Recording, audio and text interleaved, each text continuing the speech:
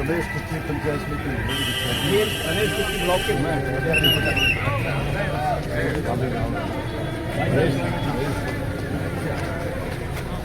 Chaudhary Vijendra Singh Congress party जिंदाबाद। Chaudhary Vijendra Singh Congress party जिंदाबाद। Doctor सरजी यादव एमसी के अपने प्रदीप सरपंच शाहनवाज फिर बता रहा जाओ सरपंच एसोसिएशन के प्रधान अपने चेयरमैन साहब आओ एमपी साहब सूरज सिंह चेयरमैन सूरज सिंह चेयरमैन साहब थैंक यू चेयरमैन साहब भी अपने दम घाटे ये सारी टीम जो है ना आ जाओ भाई आ जाओ जवानों वे लो ये सारी सूरज सिंह चेयरमैन लेके आए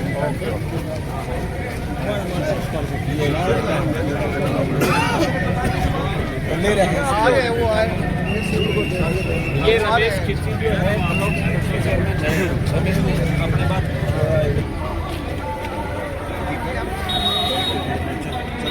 जल्दी चल यहाँ करेगा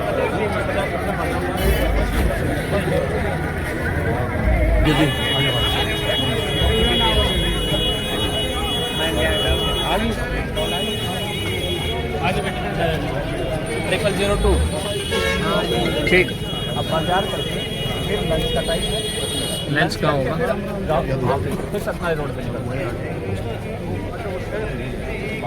वो फिर आउट रहे लंच के बाद का आउट रहे लंच से पहले का शहर है लंच करने के बाद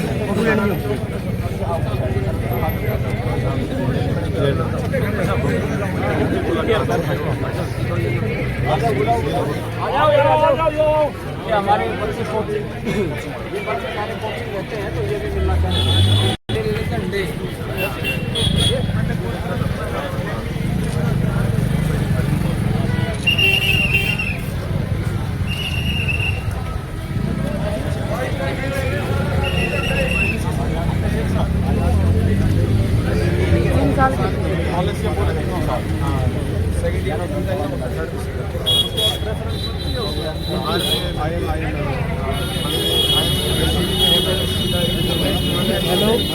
अरे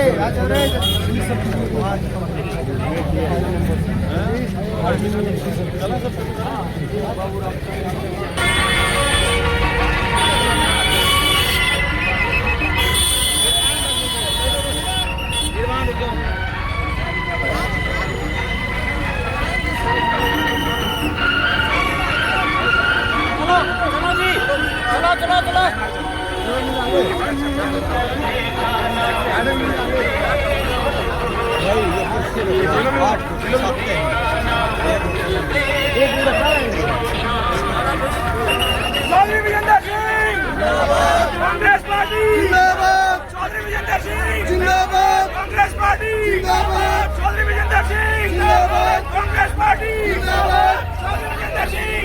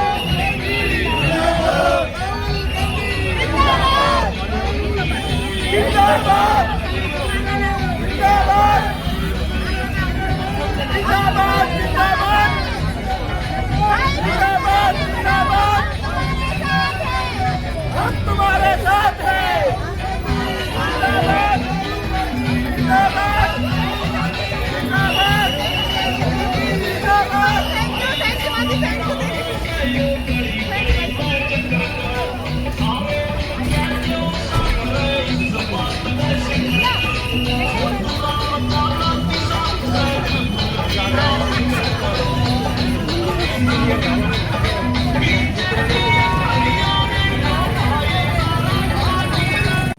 पहले तो सभी पत्रकार साथियों का आज यहाँ इस प्रेस कॉन्फ्रेंस में आने पर आपका धन्यवाद। हमारे साथ हमारे जिला के अध्यक्ष श्री सतबीर यादव जी हैं कांग्रेस पार्टी के, और महिला अध्यक्ष राजवती जी भी हमारे साथ हैं, और हमारे जितने नेतागण और सभी कांग्रेस के कार्यकर्ता जो इस यात्रा में चल रहे हैं। सद्भाव यात्रा 5 अक्टूबर से शुरू हुई थी।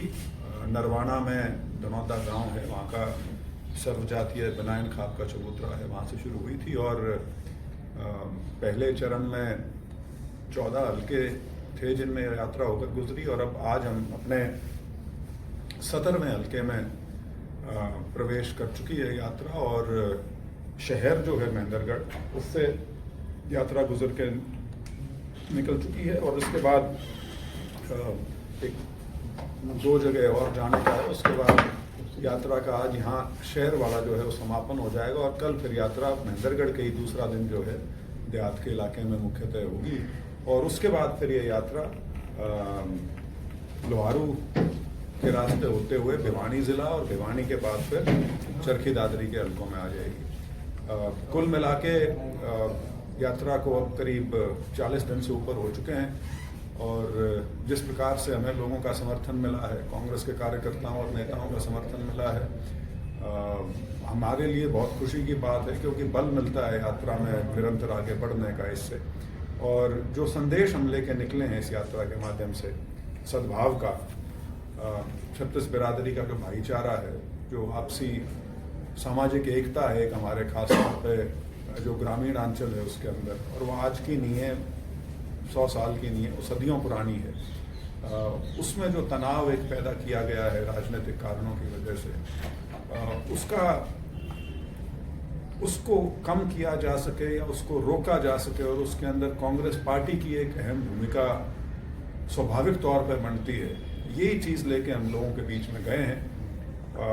उसके साथ साथ समय समय पर कोई उस क्षेत्र का स्पेसिफिक मुद्दा आ जाता है या कोई और राष्ट्रीय मुद्दा आता है, तो उसको भी हम लोगों के बीच में साझा करते हैं। जैसे अब हरियाणा में जो वोट चोरी का जो पूरा किस्सा है, राहुल गांधी जी की 5 नवंबर की जो प्रेस कॉन्फ्रेंस की उसके बाद, तो वो पूरा जो एक पूरे प्रदेश की एक समय सारिणी टाइम टेबल बनाया गया है हर डिस्ट्रिक्ट हेडक्वार्टर पे धरना प्रदर्शन करने का, तो हम उसको भी अपनी यात्रा का एक अहम हिस्सा बना के चल रहे हैं, जिसमें लोगों के सामने पूरा वोट चोरी का जो मुद्दा है उसका खुलासा किया जा सके। उसके साथ साथ जैसे अब आज हम महेंद्रगढ़ में हैं, और आज ही यहाँ पर रेजांगला की लड़ाई में जो 1962 की लड़ाई थी चीन के साथ, उसमें रेजांगला की एक बड़ी बहुत फेमस लड़ाई है, और वो फेमस इसलिए है कि वो जहाँ तक सैनिकों की शहादत का सवाल है, वो उसकी पराकाष्ठा है बिल्कुल, जिसको कहते हैं कि आखिरी दम तक सिर्फ 120 लोग थे जो करीब 5-7 हज़ार चीन के जो फौजी थे उनसे उन्होंने लोहा लिया, और करीब करीब सब ने अपनी जान उसमें गंवाई थी, सारे शहीद हुए थे। तो उसका एक स्मारक या भवन यहाँ बनाने की जो योजना है, उसका आज फाउंडेशन शिलान्यास उसका किया गया है। तो उस नाते उसी से जुड़ा एक और मुद्दा भी पिछले कुछ समय से चल रहा है। एक पिक्चर आ रही है फरहान अख्तर की बनाई हुई 120 बहादुर, तो उस पे जो पूरा अहीर समाज है वो आंदोलित है, क्योंकि उनका ये मानना है कि बेहतर हो यदि इस पिक्चर का नाम जो है उसके अंदर अहीर शब्द जरूर आए, क्योंकि जो शहीद हुए हैं रेजांगला की लड़ाई में वो करीब करीब सारे अहीर थे। तो न्यायोचित बात है कि अहीर शब्द उसके अंदर पिक्चर के नाम में ज़रूर आए। और इसमें मेरा अपनी तरफ से कह लीजिए या सभी जो इसमें जिन्होंने आंदोलन भी किया है, जो ये मांग उठा रहे हैं, हमारा सूचना प्रसारण मंत्रालय जो है भारत सरकार का, उनसे अनुरोध है कि इसमें इंटरवीन करें और जो पिक्चर के निर्माता निर्देशक हैं, क्योंकि कोई ज़्यादा बड़ी मांग नहीं है इसमें, ये नहीं है कि पिक्चर में कोई कट्स मांगे जा रहे हों, पिक्चर के डायलॉग्स हटाने की बात हो, ऐसा कुछ नहीं है। सिर्फ वो ये चाह रहे हैं कि नाम में जो सही मायने में जिनकी शहादत वहाँ हुई है, जिनका पराक्रम उस पिक्चर में दिखाया जा रहा है, वो उसके नाम में भी झलकना चाहिए। 120 बहादुर से आपको एकदम से ये ध्यान नहीं आता कि ये हीरो ने जो देश के लिए शहादत दी थी 1962 में, उसकी लड़ाई है। तो ये एक उनकी मांग है और इसका हम सब समर्थन भी करते हैं। और मैं तो इसको एक कदम आगे ले जाकर ये भी कहूँगा कि जिस प्रकार से इस पूरे क्षेत्र की, आप उसको अहीरवाल की संज्ञा देना चाहें तो दे सकते हैं, जिस प्रकार से भारतीय सेनाओं में इनका योगदान रहा है और जितनी भारी संख्या में योगदान रहा है, उस नाते बड़ा अटपटा लगता है कि सिर्फ अहीर है जिसके नाम से रेजिमेंट नहीं है। अन्यथा जितनी भी ऐसी कम्युनिटीज हैं जिनका योगदान भारतीय सेनाओं में चाहे आज़ादी के बाद या उससे पहले रहा है, उनके करीब करीब सबके रेजिमेंट्स उनके नाम से हैं, लेकिन अहीर रेजिमेंट नाम से कोई रेजिमेंट नहीं है। और जबकि मेरे ख्याल से 6-7 साल हो गए एजिटेशन चलते हुए, इसके ऊपर निरंतर धरना भी चल रहा है 6 साल से। तो सरकार को इसके ऊपर पुनर्विचार करना चाहिए, क्योंकि ये वो कम्युनिटी है जिसका शहादत का और देश सेवा का इतिहास जो है वो कोई आज का या पिछले 20 साल या 50 साल का नहीं है। ये एक ट्रेडिशनली एक ऐसी कम्युनिटी है जिसमें फौज में और देश की सुरक्षा में अपनी अहम भूमिका की है, अनेकों कुर्बानियां दी हैं।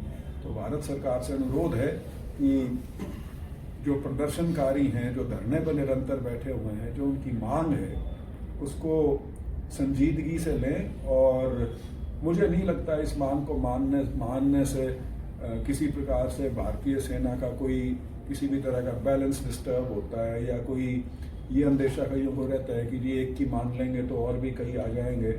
वो ऐसा नहीं है, क्योंकि हीरों का जो इतिहास है सेना का वो बहुत पुराना है और उसको सब मानते हैं।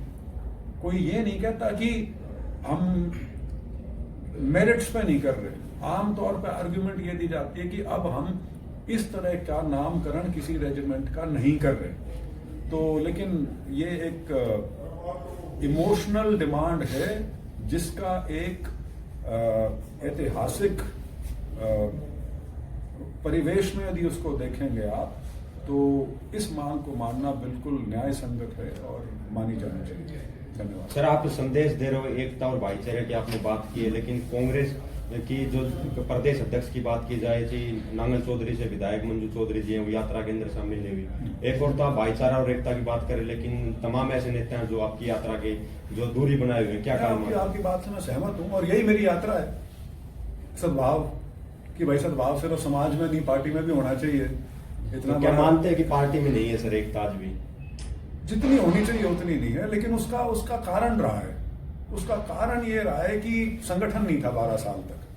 और मेरी बड़ी सीधी सोच है, जब संगठन नहीं होगा तो जो भी जमीनी स्तर पर कार्यकर्ता है या नेता है वो कहाँ जाएगा? संगठन ना होने का मतलब कि कोई पार्टी अध्यक्ष नहीं है, पार्टी अध्यक्ष नहीं है तो कोई पार्टी का दफ्तर नहीं है। तो मैं यदि कांग्रेस का एक कार्यकर्ता हूं या नेता हूं, मैं कहाँ जाऊंगा? तो फिर वही है, मैं किसी बड़े नेता के पार न जाऊंगा। और जहां मेरे 4 बार चक्कर लग जाएंगे, मैं वो दड़ा या गुट की शक्ल जो है उसमें गिनती होनी शुरू हो जाएगी।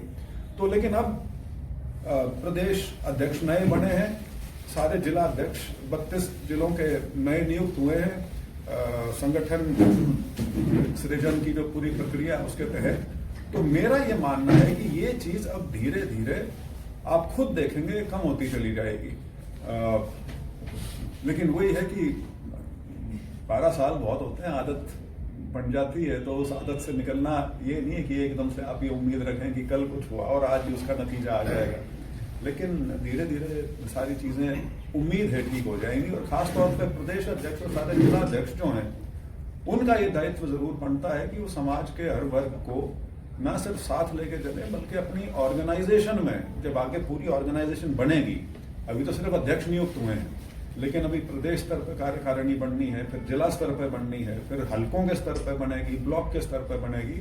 तो उसमें ये जरूर सुनिश्चित करें कि हर वर्ग को उचित रिप्रेजेंटेशन उसके अंदर मिल सके। तो ये अगर वो कर लेंगे तो आधी लड़ाई तो उसी में जीत लेंगे। सर, जिस तरह से बिहार के जो नतीजे आए उसको किस तरह से देखते हैं?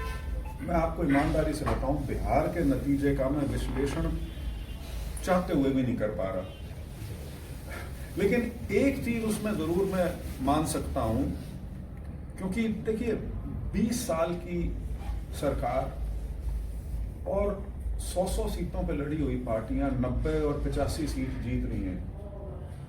आमतौर पे इस तरह का तूफान तो या तो कोई नई चीज आए उससे आता है, या कोई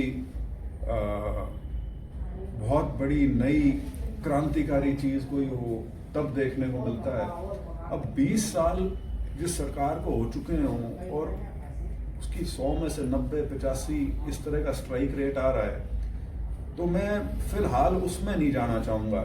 हाँ, ये महिलाओं को जो 10,000 रुपए उनके खाते में इलेक्शन के दौरान भेजे गए हैं, इसका प्रभाव निसंदेह रहा होगा।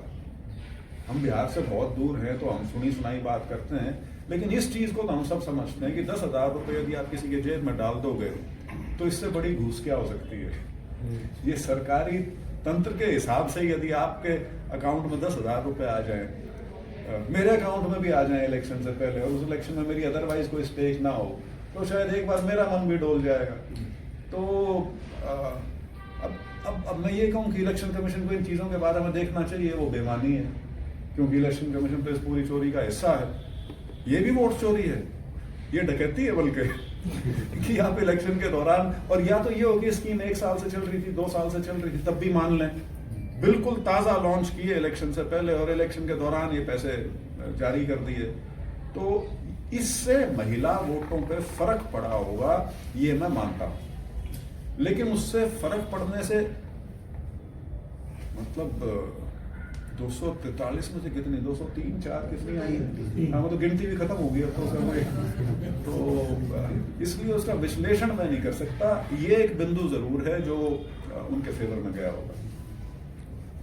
सर, जिस प्रकार से बम विस्फोट हो रहे हैं लगातार देखने को मिल रहे हैं, बम दिल्ली विस्फोट में हो रहे ब्लास्ट हैं, हुआ है। दिल्ली में ब्लास्ट हुआ है, फरीदाबाद में आरडीएक्स पकड़ा गया है, किस तरह देखते हैं? बहुत खतरनाक चीजें हैं ये, और मैं कभी उस डॉक्ट्रिन से सहमत नहीं था जो भारत सरकार ने ऑपरेशन सिंदूर के समय, या ऑपरेशन सिंदूर वैसे तो कहते हैं अभी भी चालू है, लेकिन जब वो सीज फायर के बहाने वो लड़ाई रुकी और ये कहा गया कि कोई भी आतंकी हमला और हम यही जवाब देंगे, तो आज आपको 5 महीने भी नहीं हुए और आपको स्थिति में लाकर खड़ा कर दिया। तो ये जो बड़बोलापन है, खास तौर पे जहां पे देश की सुरक्षा का मामला हो, अंतर्राष्ट्रीय स्तर की जहां बात हो, वहां पे बहुत सोच समझ के ये चीज बोली जानी चाहिए, क्योंकि अब आपसे लोग इस चीज का जवाब मांगेंगे कि अब इसके ऊपर आप क्या कार्रवाई करेंगे। क्योंकि और जिस तरह का नेटवर्क एक्सपोज हुआ है, इससे तो लग रहा था पता नहीं क्या क्या हो सकता था, या होने की संभावना अभी भी है। कौन कह सकता है कि ये सारा का सारा इसका पटाक्षेप हो गया या सारी अरेस्ट होगी। लेकिन जिस प्रकार के ये घटनाएं हैं, सरकार को निसंदेह जो भी इसमें कदम उठाने हैं वो उठाने भी चाहिए। और लेकिन कृपया करके इससे आप देश में समाज को जो ऑलरेडी पोलराइज कर चुके हैं, उस पोलराइजेशन को और बढ़ने से रोकें, नहीं तो ये चीजें हमारे खुद के लिए घातक साबित होंगी, हमारे खुद के विकास के लिए घातक साबित होंगी। हमारा जो एक पूरे देश का जो ढांचा है, चाहे सामाजिक तौर पे है या आर्थिक तौर पे है, राजनीतिक तौर पे है, उस सब को आपको बारीकी से देखना पड़ेगा। आप सिर्फ और सिर्फ किसी एक कम्युनिटी को या 2 कम्युनिटीज को या 3 कम्युनिटीज को टारगेट करके यदि अपनी पॉलिटिक्स उसके इर्द गिर्द करेंगे तो ये परिणाम अच्छे नहीं होंगे उसके।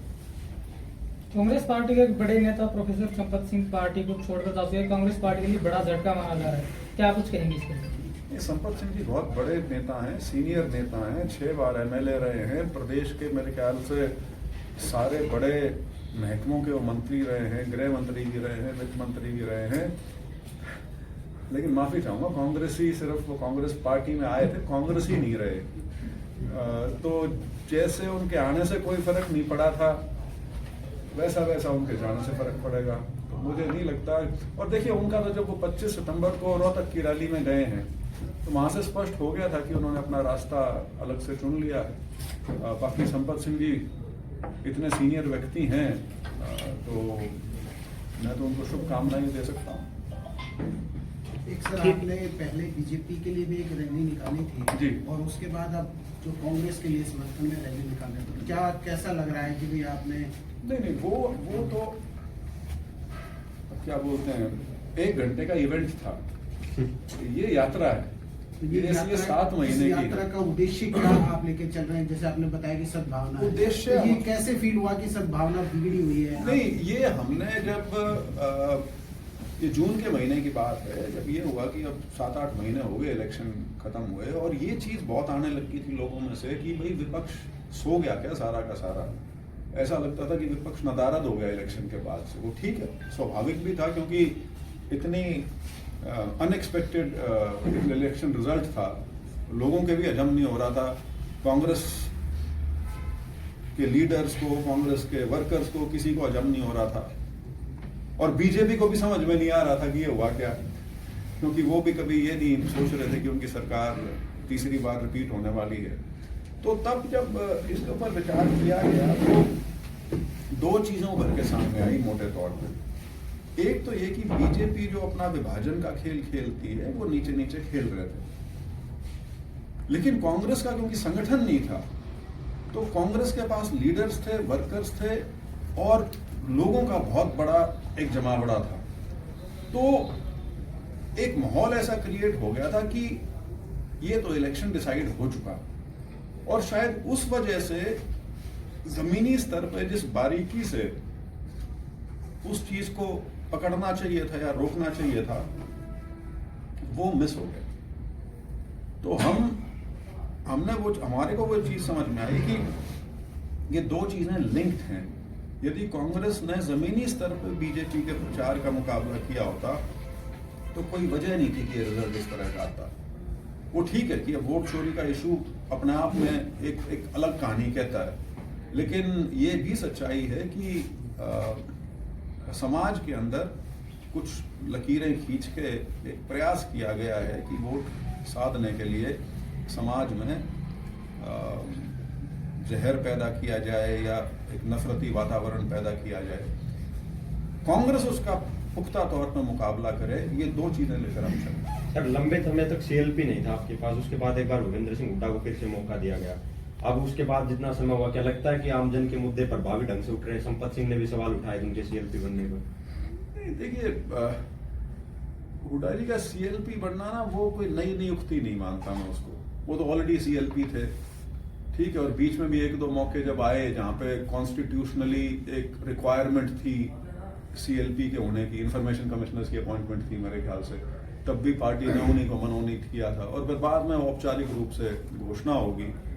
तो और देखिए, मुद्दे तो पिछली बार जो पिछले 3 साल थे, उसमें सारे मुद्दे बहुत प्रभावी तरीके से कांग्रेस ने हरियाणा में उठाए थे, इसमें तो कोई शक नहीं। और लोग भी साथ थे, वो भी बिल्कुल प्रत्यक्ष रूप से दिख रहा था सबको। लेकिन कहीं ना कहीं वो चूक होगी, संगठन जो नहीं बना या नहीं बनने दिया गया इतने साल तक, उस वजह से आप बीजेपी का जो प्रचार था उसका प्रभावी रूप से जमीनी स्तर पे मुकाबला करने में कहीं ना कहीं चूक हुई, ये मैं मानता हूँ। दिल्ली धमाकों को लेकर क्या हो गया। जो है अभी ये आरोप लगा रहे हैं आपकी पार्टी के कुछ नेता कि भाई आप एक जाट नेता के रूप में जो रिक्त स्थान हो रहा है, भूपेंद्र सिंह हुड्डा रिटायरमेंट पे है, एज हो गई है, तो उसके रिक्त स्थान के लिए इस रैली का उद्देश्य मानकर चल रहा है, तो उसको यात्रा में किस तरह से ये कौन से नेता ने कहा जाट रिक्त स्थान हो रहा है? ये किसी पत्रकार की दिमाग की उड़ान तो हो सकती है, लेकिन मैंने सुना नहीं कि किसी ने कहा हो। उन्होंने कुछ और चीजें जरूर कही थी, तो और वो भी शुरू के हफ्ते में कही थी, उसके बाद कहना बंद हो गए। तो नहीं देखिए, मैंने आपको मोटे तौर पर बता दिया, हमारी तरफ से एक ईमानदार प्रयास है। जो इन्होंने शुरू में पूछा, पार्टी के अंदर भी सद्भाव हो, समाज में भी हो, पार्टी में होगा तो समाज के सद्भाव को भी बढ़ाने में पार्टी अपना योगदान दे सकेगी। और मैं एक चीज से कभी कतराता नहीं हूं, राजनीति में है तो बाबा बनने के लिए तो आए नहीं हुए। इलेक्टोरल पॉलिटिक्स का अल्टीमेट एम है, जो गवर्नेंस है उसको आप हासिल कर सकें। तो वो तो हर पॉलिटिकल पार्टी का और हर पॉलिटिकल लीडर का वो महत्वाकांक्षा तो होना लाजमी है। अगर नहीं है तो छोड़ के अपना एनजीओ चला ले। तो मैं महत्वाकांक्षा के मामले में कभी मैं ये कह के नहीं भागता कि नहीं जी मैं बिल्कुल ही बस मैं तो संत हूं और संत की जिंदगी जीनी है मुझे। वो ठीक है कि मैं गीता के उपदेश में विश्वास रखता हूं कि कर्म किए जा फल की चिंता ना कर, लेकिन एक राजनीतिक व्यक्ति होने के नाते महत्वाकांक्षा जरूर रखता हूं, नहीं तो ड्राइविंग फोर्स क्या रह जाएगी। कोई पेट में आग तो होनी चाहिए। आजकल आपके टी शर्ट की भी बड़ी चर्चा है, राहुल गांधी से 3 दिन से आप ये टी शर्ट पहन के घूम रहे हैं। दाढ़ी की नहीं। हाँ नहीं देखिए, राहुल गांधी जितनी एनर्जेटिक मोड में जो है जिंदगी चल रहे हैं हरियाणा में। मैं कोशिश कर रहा हूं, क्योंकि मेरी यात्रा का जो आपने शुरू में सवाल किया था, जो प्रेरणा थी वो भारत जोड़ो यात्रा ही थी। मैं उससे बहुत प्रभावित हुआ था। मैं उस समय बीजेपी में था जब वो यात्रा थी, और मैं अपने बीजेपी वालों से भी बहुत बार बहस जाता था इस बात के ऊपर। मैंने कहा भाई एक आदमी सड़क पे चल रहा है, तुम्हें आपत्ति क्या है? वो कुछ कह नहीं रहा आपको, कोई बदजबानी नहीं कर रहा, और आपने भी देखा हो कि ये सिलसिला भी 10 दिन तक चला था। उसके बाद आरएसएस की तरफ से एक बयान आ गया था, मुझे ध्यान नहीं कि उनके सर संचालक की तरफ से था या किसी और, उसने कहा था भाई कोई एक नेता है वो भारत का भ्रमण करके सड़क पे यदि भारत को जानने की कोशिश कर रहा है तो इसमें आपत्ति क्या है? उसके बाद फिर पार्टी वाले चुप हो गए थे। तो हमारे वाले भी ऐसे ही तो लेकिन हाँ, मेरे पिताजी भी उदाहरण देते हैं एक, कि जब संजय गांधी जी का समय था और उस समय यूथ कांग्रेस बड़ी प्रभावी होती थी, तो उन्होंने वो लंबी कलम रखी थी। तो बहुत से यूथ कांग्रेस के समय के नेता थे जिन्होंने लंबी कलम रखनी शुरू कर दी थी, कोल्हापुरी चप्पल पहननी शुरू कर दी थी। तो कुछ प्रभाव तो रहता है कोई नेता। बीजेपी में सारे कोटी पहनते हैं, लेकिन हाँ मैं उनकी तरह पूरी सर्दी टी शर्ट में नहीं निकाल सकता। ठीक है सर। Thank you.